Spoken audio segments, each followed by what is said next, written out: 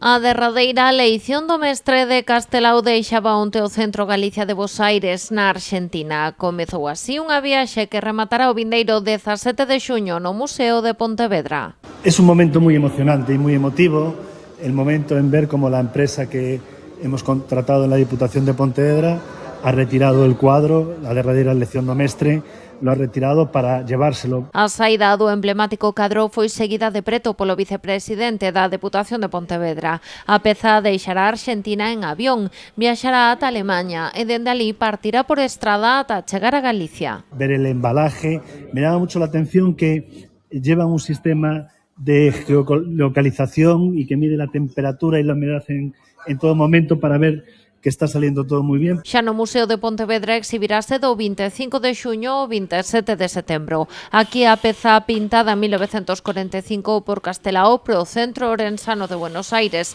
e que representa o fusilamento no 1936 de Alexandre Bóveda exporase xunto con outras obras do galeguista, entre elas o debuxo orixinal que lle serviu de inspiración.